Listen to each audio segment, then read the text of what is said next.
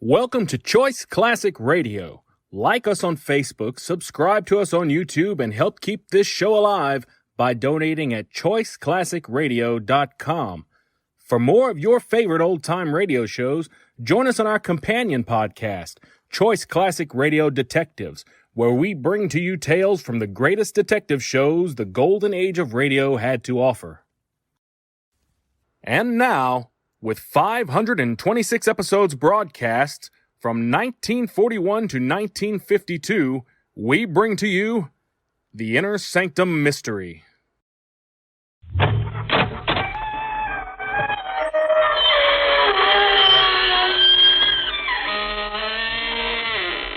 Good evening, friends. This is your host to welcome you through the creaking door into the inner sanctum. Come on in. Say, getting worry wrinkles over inflation, anybody? A pale face here at my elbow just asked me to point out that where he comes from, nothing inflates, everything deflates. As a matter of fact, living down under is one way of trimming your clothing budget down to bare essentials. All you need for the longest while is one wooden shoe.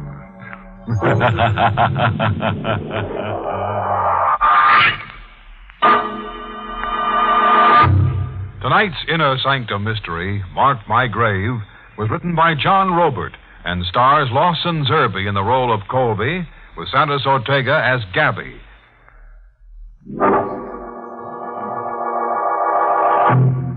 Tonight we intend to prove that when a live wire meets a dead head, not a spark of sanity remains. We're in Christenberry, an ancient American village founded during the reign of Queen Anne. We're witnessing a climax in the dark and bloody story of the Brenda clan. A story that has long terrified the timid and baffled men of logical mind. The story of the Brenda ghost. In a close, airless room of the Brenda home, a man is strapped down on an iron bed. His face is youthful, but his hair is white as if bleached by shock. He stares blindly at an older man hovering anxiously over him. Gabby. Yeah? It's me. I've got everything under control. Untie me, Gabby. I can't breathe. No, I can't untie you, kid. Not the way you are. You just hurt yourself. I've sent for a doctor. Able to talk about it a little? Talk about it? Sure. Only if you're able to. Ghosts. Ghosts were a big joke to us. The assignment was going to be a gag. A picture stunt to give the newspaper comic relief. That day you called me. Hey, Colby. Yeah? Hey, the wire coming in. 8-state search for missing hitchhiker couple. And what about it? Just 2 more missing Americans. There's 1 million of them. Pamela and Alfred Parker have been missing for 14 days. They were last seen entering the village of Christenberry. They were seen entering, but nobody saw them leave. Christenberry is the village famous for the Brenda ghost. You want to buy a bed sheet, boss? No. I do want to buy a circulation booster. Oh, you're not assigning me to interview the Brenda ghost. And all the other Brendas with pictures. Oh. Trot yourself over to Christenberry with a flash gun and photograph everything that moves. What if the ghost is, camera shy? Christenberry was a village a man starts talking to himself in. A handful of bearded old-timers who stared at newcomers, then scurried away like frightened jackrabbits. The population on the ground was less than 100. The population underground was an easy 20,000. Now, before tackling the Brendas, I did some reconnoitering. If you're a man of caution, Mr. Colby, you'll not go poking your nose. How did Luther Brenda die? He was found keeled over in his study one black night, murdered. Somebody took an axe to him. Just somebody, huh? The, hatchet man was never caught? No. Did the police ever figure out a motive for the murder? Robbery, they said. But it was hate that killed old Luther, if you ask me. Well, driving into town, I saw posters tacked onto telephone poles advertising a public auction of the Brenda house and grounds tomorrow at 10 a.m. What's it mean? County supervisor's orders. Ain't a penny in taxes been paid since old Luther Brenda died. Good riddance to Luther's brood, I say. If you're set to go into the devil's roost, you'll be wanting a powerful charm on your person. Wear this around your neck and you'll come to no harm. The old lady was peddling a bag containing a few strands of human hair, a strip of dried snake skin, and a cube of live lodestone. A luck charm to ward off demons. Hey, you really sold yourself on the Brenda ghost story, huh? I've seen old Luther Brenda. Seen him with my own eyes. Where? Right where you're standing. Look. He called the devil and he's come. Come? What do you mean, come? Look to the window. I followed her pointing finger. There, staring at us through her window, was a face. It's old Luther Brenda. It glowed like a mask coated with phosphorus. In a moment, the face was gone. Vanished.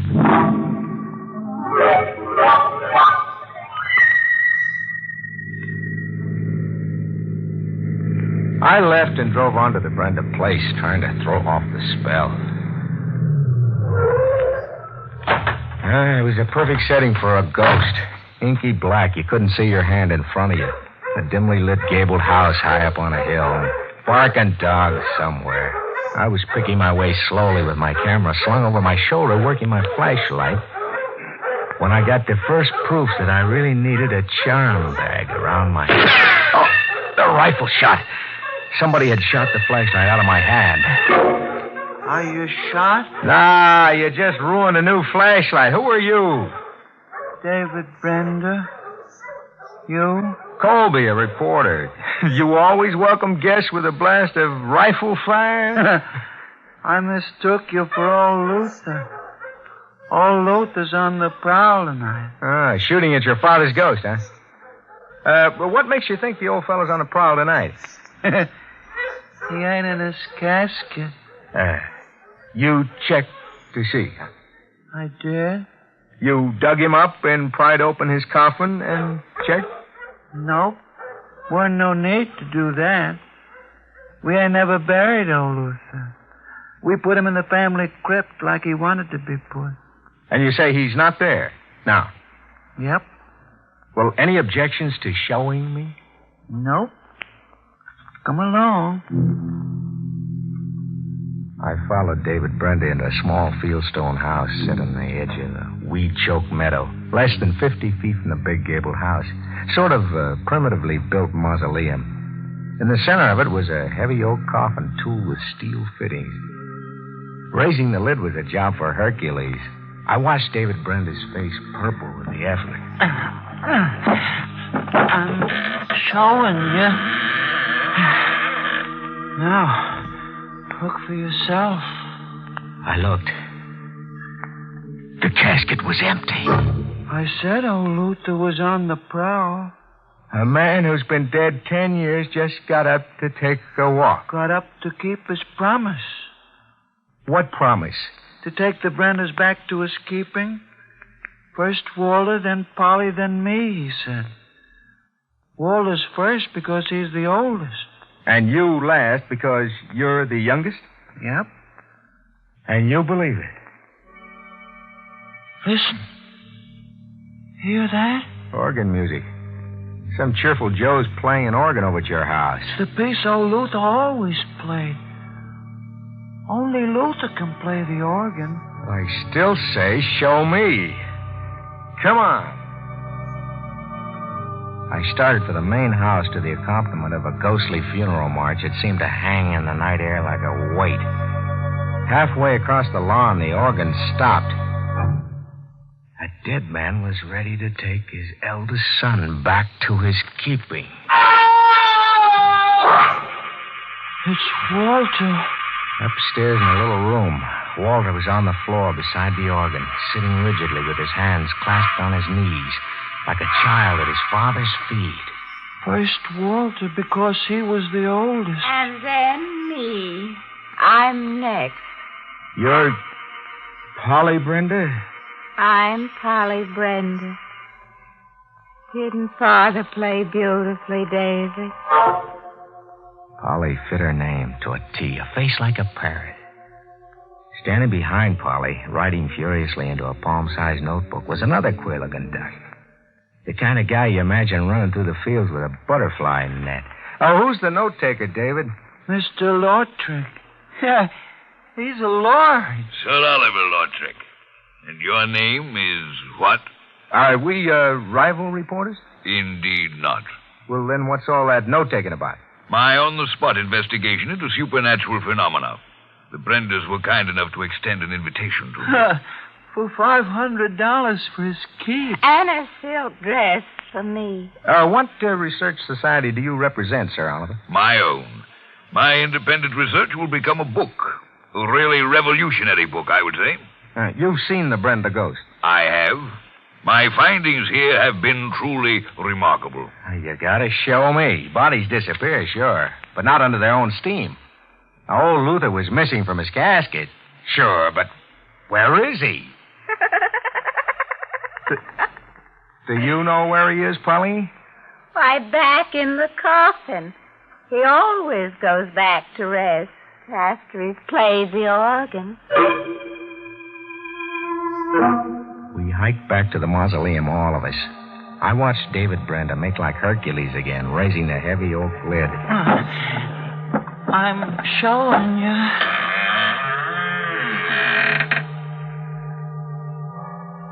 I looked.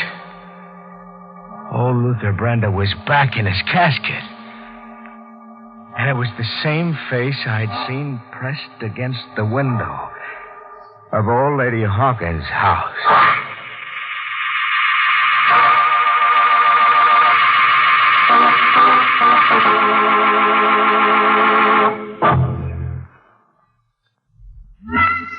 The mind's a funny thing, Gabby. You're a hard-headed cynic who says, show me, but suddenly you can't trust your eyes.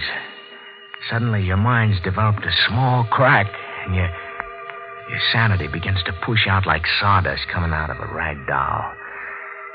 A dead man who gets up out of his casket, plays an organ solo, commits a murder, then gets back into the casket. You don't dare believe it, because if you do, you'll never stop screaming.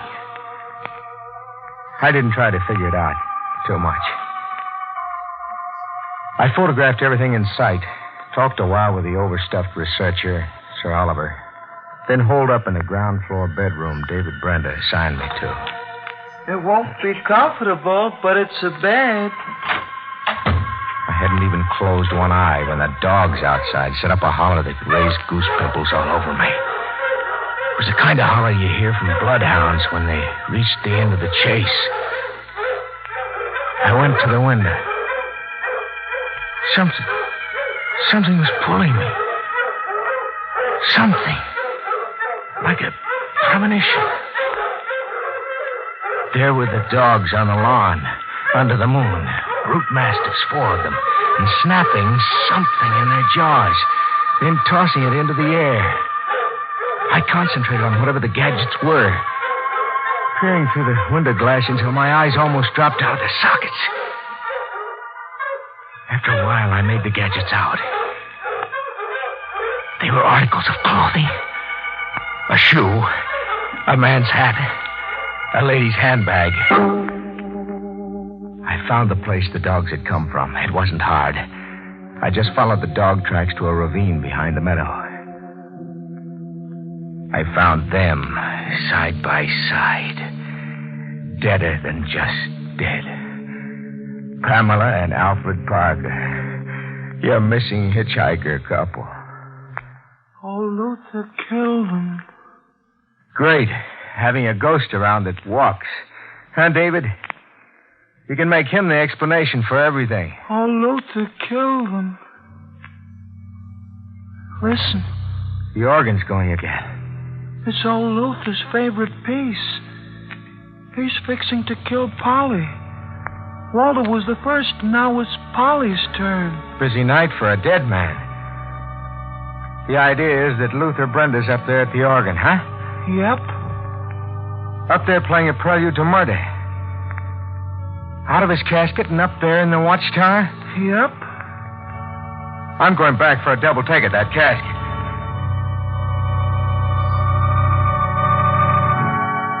I played Hercules with the lid myself this time. I did a double take 20 times over. The casket was empty. I sprinted for the main house with David Brenda, puffing at my heels and a funeral march pacing me. Sprinting got me within a foot of the front door when the music stopped.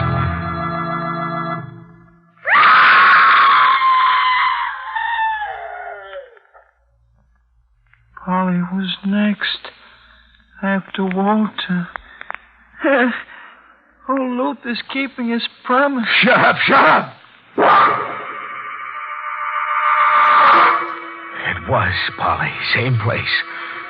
On the floor in the watchtower at the foot of the organ. Same kind of death.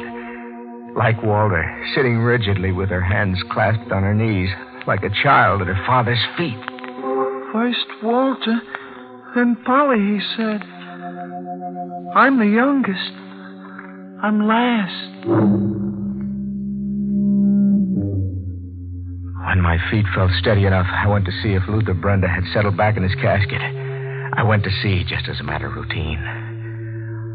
I'd find him there, I was sure of it. I'd find him there because there wasn't an organ going. That's how I'd begun to think. I wasn't your boy anymore, Gabby. I was practically your Brenda. I never reached the mausoleum. Because out there in the dark, I saw Luther Brenda.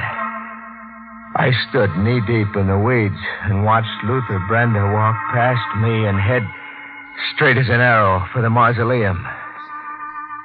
A dead man was returning to his casket. I took his picture, a rear profile view. My hands worked the camera automatically from habit. I didn't start screaming until the mausoleum door closed behind him. And then I couldn't stop screaming.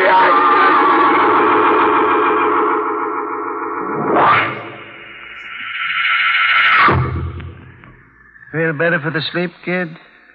Yeah. I feel okay. What time is it? 10 a.m. The doc gave you something to quiet you down. Able to get up? Sure. Did I make any sense to you early this morning? So. But we're not talking about it, Colby. Sergeant Conley's around the premises now figuring things out. That public auction starting in a minute. They're going ahead with the sale of this place. If you want to climb into your duds, we can watch it.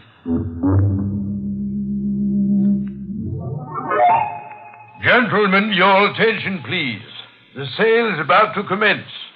By authority vested in me by the Board of Supervisors of the Incorporated Township of Christenbury, I now offer you tax warrants, file number 126015, at public sale. Great public sale. Not a soul came. Nobody wants the place. Luther Brenda goes with it. That boy over there. See Sir Oliver? Uh-huh. And that's David Brenda. What keeps him out of a padded cell? The tax warrants amount to $3,000, gentlemen. The minimum bid I am empowered to accept is $3,000. Bid lively, gentlemen. Looks like no takers, Colby. Mr. Auctioneer. Yes? In the absence of bids, I bid exactly $3,000. Sold. Sold to your name, please. Lautrec. Sir Oliver Lautrec. Come on, Colby. That's all I wanted to hear. Sir Oliver. Yes? What's here that's worth $3,000 to you? Must I answer that question? You'd better, and pronto. And don't tell me you've gotten attached to a walking dead man. My work prompted me to make that bid. The $3,000 enables me to pursue my research. I'd been advised that the county planned to raise the house to the ground if no bid was forthcoming. That would be a pity. An irreparable loss to the study of supernatural phenomena. But more of a loss to you, eh? A loss of, say, $100,000? You're making no sense at all to me. I'm not, eh? There's a cop here who'll tell it to you in basic English. You tell him, Sergeant. $100,000 in jewels stolen by an escaped convict who came through here and murdered old Luther Brenda 10 years ago. The killer left the jewels behind him for safekeeping. Because he was wanted in 12 states, he was hotter than a firecracker. He knew he'd never crash through roadblocks set up to trap him. My theory is that the jewels are bricked in somewhere as a part of the Brenda dwelling. Isn't that why you bought the house, Sir Oliver? To be free to take a wall down at your leisure and pocket a bag full of jewels? It's a preposterous theory. In my opinion, gentlemen, your surroundings here have affected your minds. You're all stark mad. Ah, that gimmick. Give him the rest of it, Sergeant. The corpse that gets up and plays the organ, that's you, Lautrec. Now, don't waste your breath denying it. Among other items of proof, we've got photographic evidence.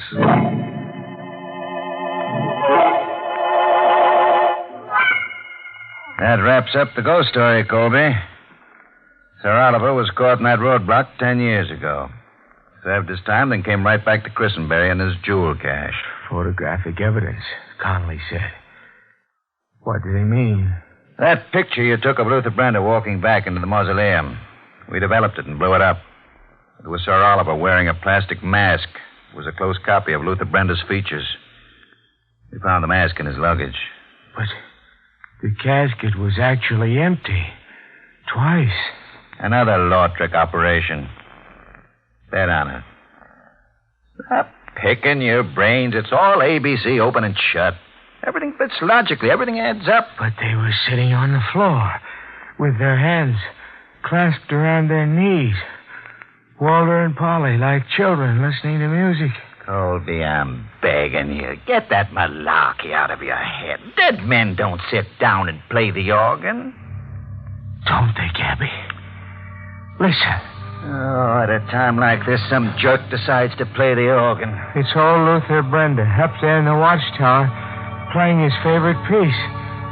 He's out of his casket and at the organ. And David's on the floor like a child, listening to his father play. Colby, quit it. It's David's turn now. After Walter came Polly. David's last because he's the youngest. It's his turn now to go back to his father's keeping. Soon the music will stop, and David will scream. Listen, Gabby.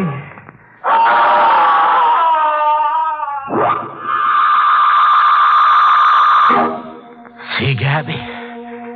David sits like the others on the floor, dead. Is he dead, Sergeant? Yeah. Can't pin this one on Lautrec. Then what killed David Brenda? Old Luther Brenda killed him, Gabby. David was last to go because he was the youngest. Oh, shut up, Colby. You were saying, Sergeant? No visible injury. Offhand, I'd say he was frightened to death. Brought a seizure on himself. Sure. That makes sense. He frightened himself to death. Does it make sense, Gabby? David Brenda played an organ solo for David Brenda. He sat at the organ pumping the pedals and sat on the floor at the same time. Sure, it makes sense. It's got to make sense. He played a funeral march and died listening to it.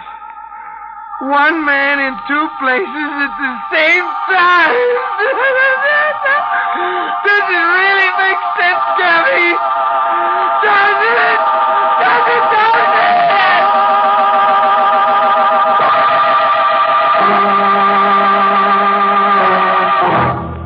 So the Brendas are back together again.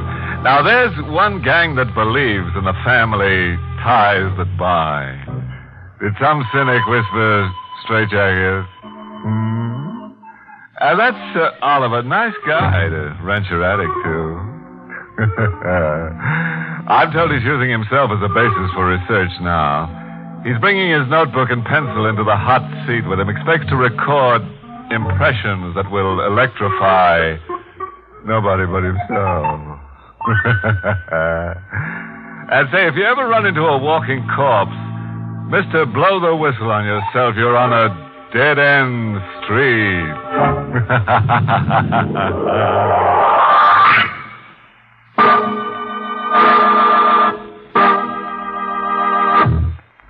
Inner Sanctum is heard each week in the United States over CBS, the Columbia Broadcasting System, and has been rebroadcast for servicemen and women overseas through the facilities of the United States Armed Forces Radio Service, the voice of information and education.